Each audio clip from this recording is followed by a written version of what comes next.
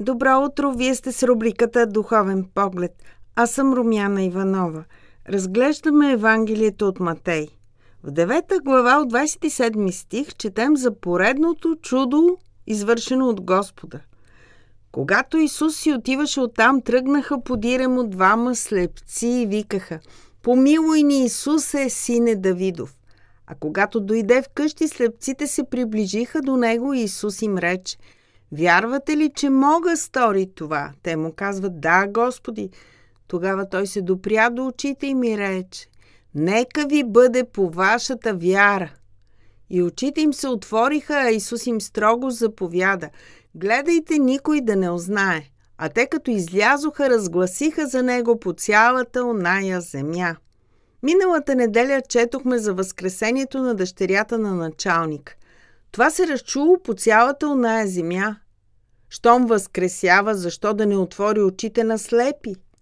И двамата слепци тръгнали след него. Но тук има нещо повече. Те го нарекли сине Давидов. Всички евреи знаели за Божието обещание към цар Давид, Месията да бъде негов потомък. С обръщението сине Давидов, слепците заявили вярата си, че Исус е Христос. Старогръцката дума Христос е превод на еврейската Машиях, която означава помазан, осветен, Месия. Кой друг ще отвори очите на слепи? В Псалом 145 четем: „Господ отваря очите на слепи.“ Старозаветният пророк Исаия също записал Божиите думи за Месията: „Ще те поставя завет за народа, светлина за езичниците, за да отвориш очите на слепи, да изведеш вързаните от затвор и седещите в тъмнина от тъмница.“ В прочетения текст от Евангелието на Матей тези думи се изпълнили буквално.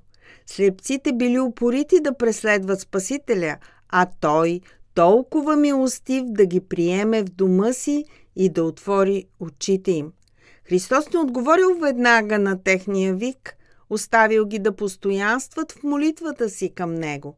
Попитал ги за вярата им, изпитал вярата им. Да вярваш в силата на Всемогъщи означава да разчиташ, да уповаваш на нея. Молитвата е нашето общение с Бога. Всички имаме нужда от Неговата светлина. За Христос като светлина много писал свети евангелист Йоан Богослов. В Него имаше живот и животът беше светлината на човеците. И светлината в мрака свети и мракът я не обзе. Думите на самия Исус Христос, записани в Евангелието от Йоан, са: „Аз съм светлината на света. Който ме последва, той не ще ходи в мрака, а ще има светлината на живота. Аз дойдох като светлина в света, защото всеки вярващ в мене да не остане в тъмнината.“ Само истината на Божията любов може да прогони и разпръсне духовната тъмнина и слепота, в които живеем. Какво друго ни остава, освен да викаме, като слепците: „Помилуй ни, Исусе, сине Давидов! Господи Исусе, сине Божий, помилуй нас!“ Да се помолим.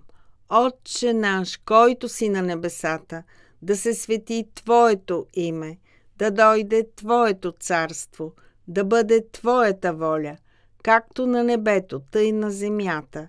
Насъщния ни хляб дай ни днес и прости нам дълговете ни, както и ние прощаваме на длъжниците си.